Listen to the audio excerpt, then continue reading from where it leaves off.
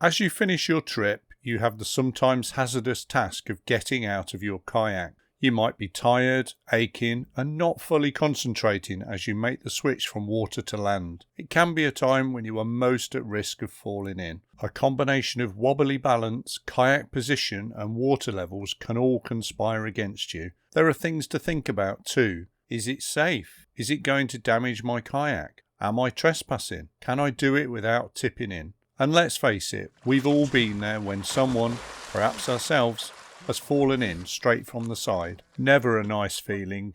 Let me help you by showing you 3 ways that work for me when getting out of my kayak. And stay to the end for my 4 top tips. At number 1 is my favourite way to get out, the abandoned ship. At full speed you head for the bank or sloped ramp, build up enough speed so your kayak goes at least halfway out the water. Once the kayak stops, climb out and pull your kayak fully onto land.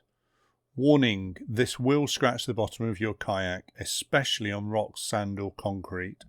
And be careful of damaging the bank, especially when it's grass or mud. Leave everything as you found it. At number 2 is the low side exit onto grass or mud. The uneven and muddy ground can make this difficult, so find the most stable place and hold on to the side to keep steady. Lean towards the side, so if you do tip, hopefully you just tip onto the side and not into the water. Keep hold of your paddle and kayak as you move onto the side. At number 3 is the high side exit. This is the most difficult as there is a long disconnect from our bodies to the kayak. The transfer of your weight from the kayak to the side is critical here. Keep your body weight as low as you can and slide across to the side.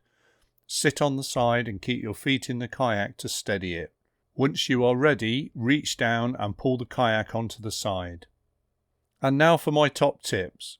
Firstly, keep hold of your paddle and kayak at all times. I have seen many landings where the person ends up on the bank and the kayak is seen drifting off down the river. Second, keep your body weight as close to the kayak as possible when you get out. This will make it far less tippy. Thirdly, seek out sloped exits onto grass as they are often the easiest and safest to do. Minimise damage to the bank as much as you can. And finally, be confident and commit to it. Being hesitant often means the kayak moves, the paddle slips and you fall in. Fast and smooth always wins the day. There you go, 4 top tips. Have fun and happy paddling.